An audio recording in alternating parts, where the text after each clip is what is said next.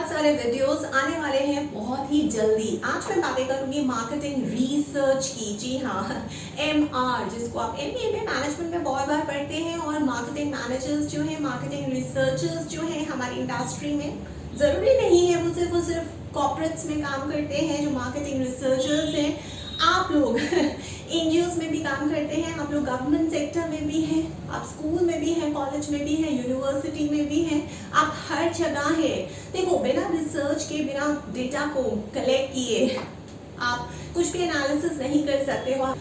पूरी की पूरी जो बिजनेस है, पूरा का पूरा जो आपकी कंपनियां हैं, वो सिर्फ और सिर्फ इसी इंफॉर्मेशन पे, इसी डेटा पे चल रही हैं। तो मार्केटिंग जो है वो सिर्फ और सिर्फ इतनी सी बात नहीं है कि बस आप आ गए, आपने सेगमेंट को तय कर लिया, आपने टारगेट कर दिया, आपने फिर पोजीशन कर दिया, STP बस हो गई मार्केटिंग। जी नहीं, मार्केटिंग में आपको और भी बहुत सारी चीज़ों का ध्यान रखना पड़ता है। मार्केटिंग शुरू करने से पहले एक्चुअली आपको सबसे पहला स्टेप जो है वो रिसर्च करनी पड़ती है। सबसे पहला जो कदम है मार्केटिंग में, किसी भी चीज़ की, चाहे आप प्रोडक्ट ले लो, चाहे आप सर्विस की बात कर लो, कोई भी सेक्टर ले लो, कोई भी इंडस्ट्री ले लो, हर जगह, चाहे आप एनजीओ में काम कर रहे हैं, चाहे किसी कंपनी में काम कर रहे हैं, चाहे आप गवर्नमेंट में काम कर रहे हैं, चाहे आप एक नया सेटअप खोलना चाहते हैं, एक स्टार्टअप खोलना चाहते हैं, हर जगह आपको सबसे पहला कदम जो उठाना पड़ता है यही होता है जिसको हम कहते हैं मार्केटिंग रिसर्च,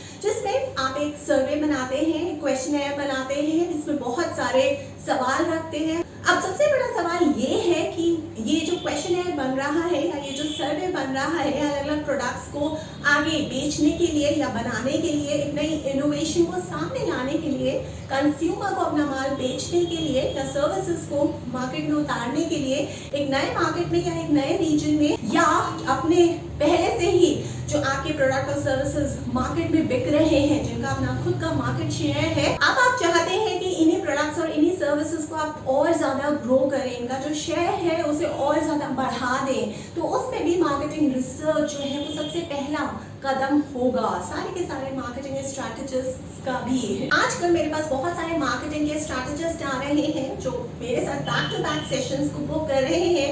आप में से काफी लोग एनजीओ से हैं, आप में से काफी लोग अपना बिजनेस करते हैं, आप में से काफी लोग कंपनियों में काम करते हैं, आप में से काफी लोग गवर्नमेंट सेक्टर में भी हैं। देखो, इन सेशन से मुझे पता चल रहा है, और जो मैनेजमेंट के स्टूडेंट्स हैं वो भी मेरे पास अलग अलग सेशंस के लिए अलग अलग टॉपिक्स पे आ रहे हैं।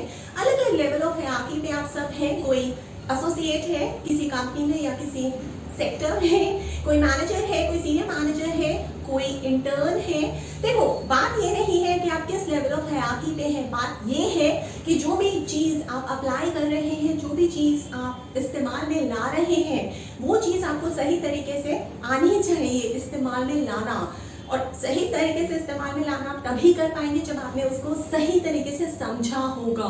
देखो, सर्वे और क्वेश्चन है सिर्फ इतना नहीं है कि किसी ने आपके बॉस से, सिर्फ और सिर्फ आपके बॉस की बात नहीं हो रही है कि आपके बॉस ने बोल दिया, इस वजह से आपने सर्वे को बनाना शुरू कर दिया और बना भी दिया। और क्वेश्चन है वही बात है, आपने उसको बना दिया, उसमें बहुत सारे सवाल रख दिए। देखो, सवाल जो है वो किसी भी तरह के से और कैसे भी सवाल आप नहीं रख सकते हैं। जब भी आपको एक क्वेश्चन बनाना है, एक सर्वे को बनाना है, ये जो सवाल होते हैं जो एक क्वेश्चन पे आते हैं या एक सर्वे पे आते हैं, वो एक फॉर्मलाइज्ड सेट होता है सवालों का। उसको आप इनफॉर्मल वे में किसी भी सर्वे या क्वेश्चन में नहीं रख सकते, सिर्फ और सिर्फ इस वजह से भाई हमने तो सवाल बना दिया, उसमें बहुत सारी अंग्रेजी लगा दी, बहुत सारे अंग्रेजी के नए नए शब्द लगा दिए जो शायद थोड़े दिनों पहले ही डिक्शनरी में आए हैं, या कुछ ऐसी ग्रामर लगा दी जो किसी को भी, जिसको आपने वो सर्वे दिया है भरने के लिए या वो क्वेश्चन दिया है भरने के लिए, वो जितने भी रिस्पोंडेंट हैं उन्हें समझ में ही नहीं आ रही है। इस तरह की मुश्किल इंग्लिश या अंग्रेजी आपने अपने क्वेश्चंस में डाल दी है। तो जब भी आप सर्वे बना रहे हैं, जब भी आप कोई क्वेश्चन बना रहे हैं, आपको हमेशा और हमेशा सबसे पहली चीज जो ध्यान में रखनी है वो है आपका रिस्पोंडेंट। भाई, जो आपके सर्वे और क्वेश्चन को पढ़ के उसका जवाब देगा, उसे आपकी भाषा समझ में आनी चाहिए, और वो भाषा इतनी सरल होनी चाहिए, इतनी आसान होनी चाहिए, उसमें कोई मुश्किल अंग्रेजी या इंग्लिश के शब्द नहीं होने चाहिए, और ग्रामर भी बहुत आसान होनी चाहिए, ताकि जिस भी बंदे को आप वो सर्वे या क्वेश्चन भरने को दे, वो आसानी से उस इंग्लिश को या अंग्रेजी को समझ जाए और हाँ, उसको भरने के लिए भी तैयार हो जाए। सिर्फ और सिर्फ आपका एकमात्र ऑब्जेक्टिव ये नहीं है किसी सर्वे या क्वेश्चन को बनाने का कि बस मैंने तो सवाल रख दिए, अब रिस्पोंडेंट को यानी कि जो भरने वाला है उस सर्वे क्वेश्चन को उसको समझ में आता है नहीं आता है, उससे मेरा लेना देना नहीं है। क्योंकि अगर आपने वो सवाल सरल तरीके से नहीं रखे एक क्वेश्चन में या एक सर्वे में, तो जो रिस्पोंडेंट है जो उन सवालों को देख के पढ़ के उनको जवाब देने वाला है, उससे आपको एक इन्फॉर्मेशन मिलेगी जो आपके प्रोडक्ट या आपके सर्विस के चेंज के लिए या इनोवेशन के लिए या लॉन्च के लिए या मार्केटिंग के लिए बहुत ज़्यादा इस्तेमाल में आने वाली है बाद में। तो वो इन्फॉर्मेशन आपको गलत मिल जाएगी। गलत इस वजह से मिल जाएगी क्योंकि आपने जो सर्वे या क्वेश्चन है इतना आसान बनाया ही नहीं, उसमें तो इंग्लिश के बड़े बड़े मोटे मोटे बहुत मुश्किल शब्द रख दिए, ग्रामर भी इतनी मुश्किल रखी कि कोई समझ ही ना पाए। उससे होगा क्या, जो भी वो सर्वे या क्वेश्चन को पढ़ेगा वो उसके लिए एक तरीके से आपका जो ऑब्जेक्टिव था ना, ऑब्जेक्टिव से मेरा मतलब है कि जिस वजह से एक सर्वे और क्वेश्चन बनाया जाता है आपने उस ऑब्जेक्टिव को ही खत्म कर दिया। उस ऑब्जेक्टिव को आपने कैसे खत्म कर दिया? देखो, जब भी सर्वे क्वेश्चन बनाया जाता है तो दिमाग में 3-4 चीजों को रखा जाता है कि जब भी वो प्रश्न आप किसी को देंगे पढ़ने के लिए और भरने के लिए, वो जो रिस्पोंडेंट है वो बहुत ज़्यादा मोटिवेटेड होना चाहिए। मतलब उन सवालों को पढ़ने के बाद वो बहुत ज़्यादा खुश हो, बहुत ज़्यादा एनकरेज्ड हो, बहुत ज़्यादा उसका मन कर जाए आपके उन सवालों को जो आपने क्वेश्चन है या फिर सर्वे में रखे हैं उनको पढ़ने के बाद उनको भरने का, उनके जवाब देने का। और ये तभी होगा जब रिस्पोंडेंट जो है जिसको भी आपने सर्वे या क्वेश्चन भरवाने के लिए दिया है वो उन सवालों को अच्छी तरीके से समझ सकता है, बूझ सकता है और हाँ उसे बहुत खुशी भी हो रही है उन सवालों के जवाब देने के लिए। और जो आप प्री टेस्ट करते हैं अपने क्वेश्चन है या सर्वे को लॉन्च करने से पहले जो है कि ये सर्वे ठीक है या नहीं है, भाई मार्केट में उतारने से पहले अपने रिस्पोंडेंट से बहुत ज़्यादा तादाद में भरवाने से पहले आप क्वेश्चन को टेस्ट करते हैं।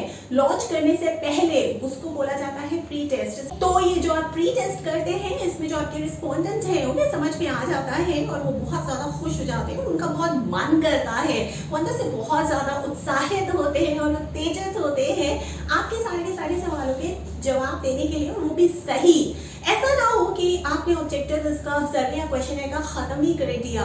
किस तरीके से आपने कुछ ऐसे मुश्किल सवाल रख दिए, इतने मुश्किल अंग्रेजी के शब्द रख दिए जो आपको नहीं रखने थे, क्योंकि फिर रिस्पोंडेंट को आपका सवाल समझ में ही नहीं आया। वो भर सकता था उस सवाल का जवाब, लेकिन सिर्फ और सिर्फ आपकी भाषा की वजह से उसने उस सवाल का जवाब नहीं दिया। या फिर और कह लो बहुत सारे और तरीके हैं जिस वजह से आप जो ये सर्वे या क्वेश्चन के सवाल जो है वो बहुत मुश्किल बना देते हो। कुछ सवाल तो ऐसे होते हैं जहाँ पे रिस्पोंडेंट जो है जो उस सवाल का जवाब देने वाला है एक्चुअली उसको पसंद नहीं है उस सवाल का जवाब देना। जैसे मान लेते हैं, एक एग्जाम्पल के थ्रू मैं आपको बताती हूँ। आप क्वेश्चन और सर्वे में बोलते हैं कि हाँ आपको अपना नाम बताना है। अब यहाँ पे जो आपने रिस्पोंडेंट का नाम पूछ लिया, रिस्पोंडेंट अच्छा खासा नहीं चाहता है कि वो आपको अपना नाम बताए, या जिस भी कंपनी के पास या जिस भी सेक्टर के पास ये डेटा जा रहा है उन्हें पता चले उसका नाम, तो आपको पीछे नहीं पड़ना है। आपको उस क्वेश्चन को कि आपको अपना नाम बताना है, हम जानना चाहते हैं कि किसने, किस शख्स ने मेरा ये सर्वे या क्वेश्चन भरा है, आपका नाम इतना ज़्यादा ज़रूरी है। आपको नाम किसी भी सर्वे या क्वेश्चन में ज़रूरी नहीं करना है।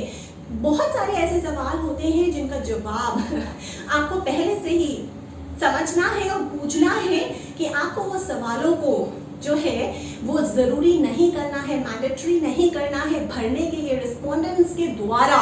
क्यों? क्योंकि वो कंफर्टेबल नहीं है, उनको चाहिए अपनी प्रीवेसी, उनको चाहिए कि उनका नाम जो है वो कहीं बाहर लीक ना हो। जिस तरीके से वो सोचते हैं, जिस तरीके से जिस भी बारे में वो अपनी सोच रखते हैं, वो सोच को सिर्फ और सिर्फ आपके प्रश्नों के जवाब में उतारना चाहते हैं, लेकिन दुनिया को बताना नहीं चाहते हैं। तो आपको बहुत समझ बूझ के जो सर्वे क्वेश्चन में आप रिस्पोंडेंट का नाम पूछते हैं उसे कभी भी मैंडेटरी नहीं रखना है। तीसरी बात, अब बहुत सारे सवाल जो हैं वो इस तरीके से पूछते हैं, मतलब फोर्स्ड होते हैं वो सवाल, यानी कि जिस तरीके से आप चाहते हैं उस सवाल का जवाब हो एक्चुअली उसी तरीके से आपने वो सवाल क्वेश्चन या फिर सर्वे में रख दिया होता है, जिसको हम कह सकते हैं एक तरीके से लीडिंग क्वेश्चन। तो इस तरीके के सवाल भी आपको किसी क्वेश्चन या सर्वे में नहीं रखने हैं, जिसको देख के ऐसा लगे कि आप रिस्पोंडेंट को एक तरीके से मेंटली फोर्स कर रहे हो कि जो सवाल हमने एग्जैक्टली आपसे पूछा है, जिस तरीके से पूछा है वही जवाब आपका मिलना चाहिए।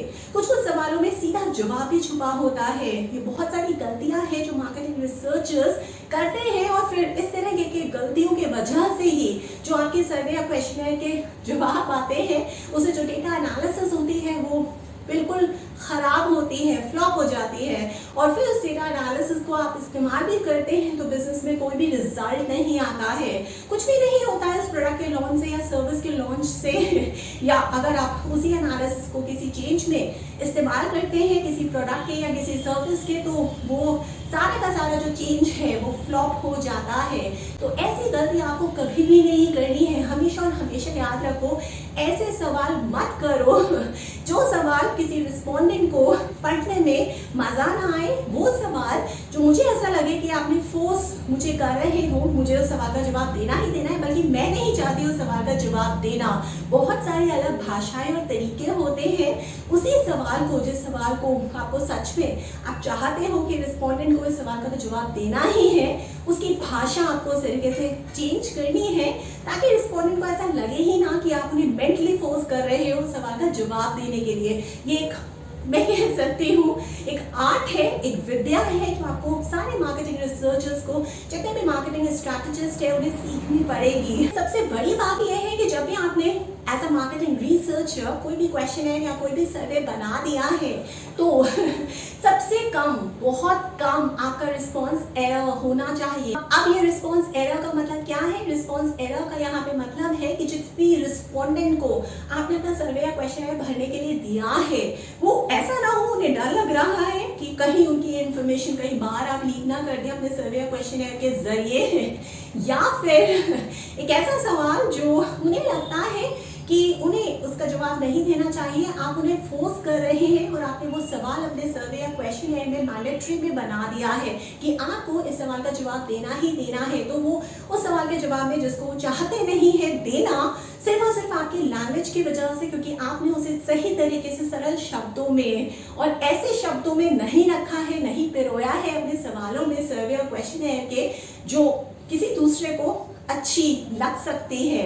तो जब आपने ऐसी भाषा ही नहीं इस्तेमाल की जो दूसरे पढ़ने वालों को और आपके सर्वे और क्वेश्चन को भरने वालों को अच्छी लगे, तो फिर जाहिर सी बात है वो झूठ झूठ जवाब लिख देंगे। और फिर जब ऐसे जवाब, ऐसी इंफॉर्मेशन आएगी, उसकी एनालिसिस होगी, तो उससे, उस एनालिसिस से, उस इंफॉर्मेशन से, उस डिटेल से, उस डेटा से कोई फायदा नहीं होने वाला। वो डेटा एक्चुअली किसी काम का नहीं होने वाला है।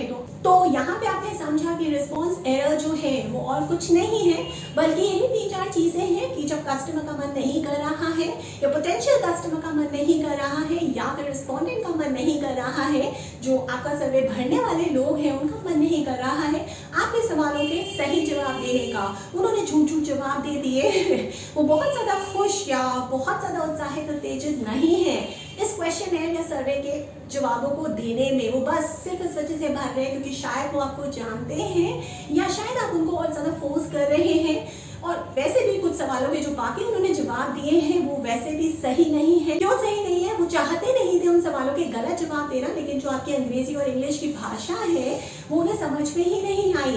तो एक्चुअली उन्होंने बिना जाने बूझे अपनी तरफ से वो सही जवाब दिए हैं। ये सारे के सारे रिस्पॉन्स एरर में आते हैं। तो आपको हमेशा याद रखिएगा इस वीडियो को देखने के बाद से, जितने भी मार्केटिंग के स्टूडेंट्स आज ये वीडियो देख रहे हैं, जितने भी मार्केटिंग के वाइस प्रेसिडेंट्स इस वीडियो को आज देख रहे हैं, जितने भी सीएमओज आज इस वीडियो को देख रहे हैं, जितने भी एमबीए के स्टूडेंट्स आज इस वीडियो को देख रहे हैं, जितने भी मार्केटिंग के लोग अलग अलग सेक्टर में आज इस वीडियो को देख रहे हैं, उन्हें ये समझना बहुत ज़्यादा ज़रूरी है कि आपको सर्वे और क्वेश्चन किस तरीके से बनाना है, क्योंकि सबसे पहला कदम होता है सही दिशा में, सही मार्केटिंग की तरफ। और टिप मैं आपको और देना चाहूँगी सारे के सारे मार्केटिंग के लोगों के लिए। सबसे पहली टिप, आपको वो सवाल सर्वे और क्वेश्चन में रखना ही नहीं है जो सवाल बिना बात का है। बिना बात में आपको सवालों के नंबर बढ़ाने के लिए सर्वे या क्वेश्चन में सवाल नहीं रखने हैं। कि हाँ ठीक है, हमारे बॉस ने बोल दिया या मेरे डिपार्टमेंट ने बोला है, तो सिर्फ और सिर्फ मुझे दिखाना भर को है कि मैंने बहुत सारे सवाल बना दिए हैं, बहुत मेहनत की है, मेरा बहुत टाइम लगा है।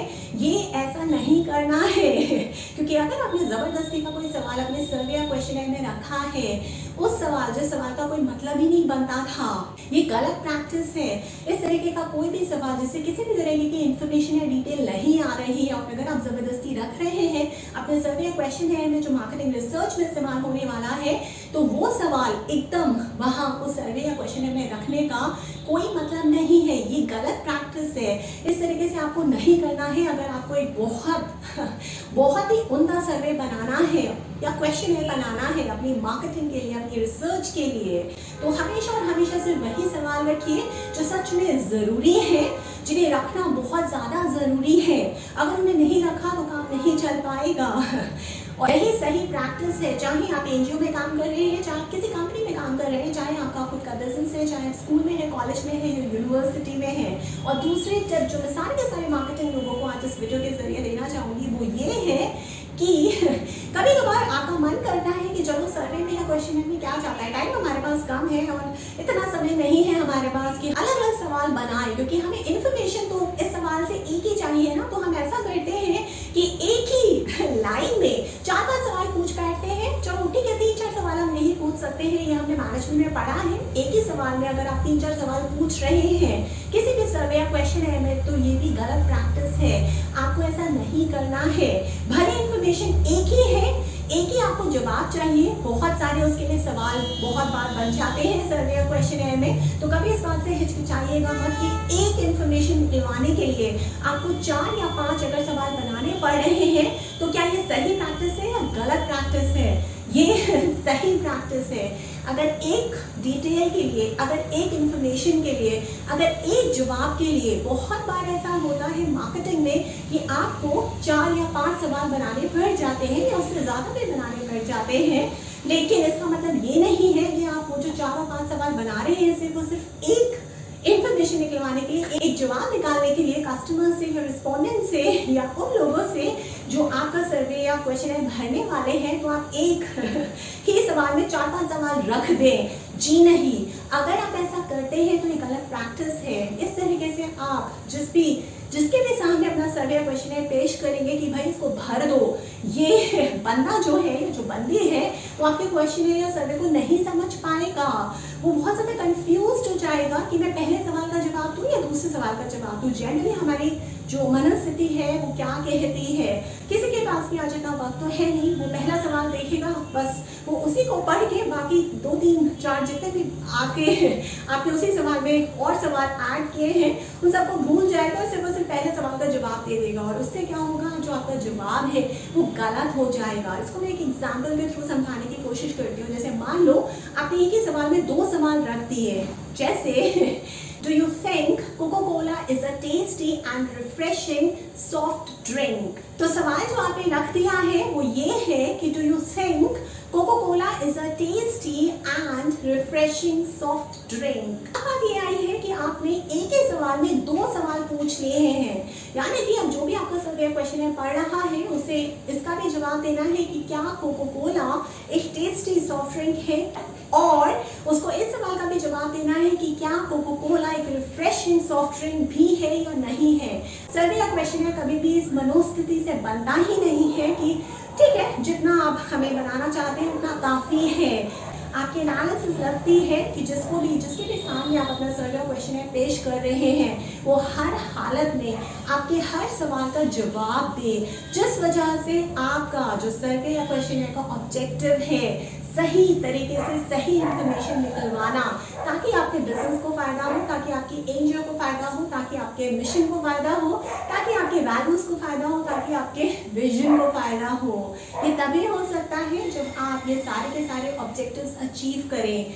देखो, अगर आप एक सवाल में 2 सवाल रख देते हो ना सर्वे में या क्वेश्चन में, जैसे मैंने अभी आपको एग्जांपल दिया, इसको बोलते हैं डबल बैरल क्वेश्चन। तो कभी भी ये प्रैक्टिस मत करना अपने सर्वेज में या क्वेश्चन में। डबल बैरल क्वेश्चन आपको रखना ही नहीं है। यानी कि इसका सरल भाषा में सिर्फ और सिर्फ इतना मतलब है कि अगर आपको एक इंफॉर्मेशन या एक डिटेल निकलवाने के लिए बहुत सारे क्वेश्चंस को इस्तेमाल करना भी पड़ना है तो कर लो। इस सवाल को ऐसे मत पूछो, ये गलत प्रैक्टिस है कि do you think Coca Cola is a tasty and refreshing soft drink. ये सवाल एकदम और एकदम गलत है। अगर आप लोग इसको ऐसे ही लेके अपने सर्वे क्वेश्चन में रखते हो, इसे कहते हैं डबल बैरल क्वेश्चन। आप इस सवाल को दो सवालों में बना लो। कैसे, मैं बताती हूँ। पहला सवाल रख दो, do you think Coca Cola is a tasty soft drink, question mark. और दूसरा सवाल रखो, do you think Coca Cola is a refreshing soft drink, question mark. इस तरीके से आपने दोनों अलग अलग सवाल बना के अब जब सर्वे क्वेश्चन में रखे, वही सही मार्केटिंग रिसर्च है, वही सही मायने में सही तरीके का क्वेश्चन और सर्वे आपने बनाया है। इसके बारे में हम और भी बात करेंगे मेरे आने वाले वीडियोस में। इसके अलावा भी अगर आपको किसी भी टॉपिक पे किसी भी तरीके का कोई भी डाउट है तो आप मेरे साथ ऑनलाइन सेशन बुक कर सकते हैं। बस आपको करना क्या है, वो टॉपिक लिख के मुझे व्हाट्सएप कर दीजिए। मेरा व्हाट्सएप नंबर है 9311659252। और अगर आप कोई सेटअप है, जैसे कोई गवर्नमेंट ऑर्गेनाइजेशन है, कोई एनजीओ है, कोई स्कूल कॉलेज या यूनिवर्सिटी है, या कोई प्राइवेट फर्म है, ग्लोबल फर्म है, अगर आप चाहते हैं ऑनलाइन मोड के जरिए मैं आप तक पहुंचूं, आपके एम्प्लॉयज या आपको जैसे एसोसिएट्स है, interns and managers and senior managers and CXO level के एम्प्लॉयज हैं या सीईओज हैं, मैं आप तक आऊँ और आपको काउंसिल करूँ, ट्रेन करूँ, कोच करूँ, मेंटोर करूँ, तो आप मुझे प्रपोजल भी भेज सकते हैं। मेरा ईमेल एड्रेस है verma.roli@gmail.com।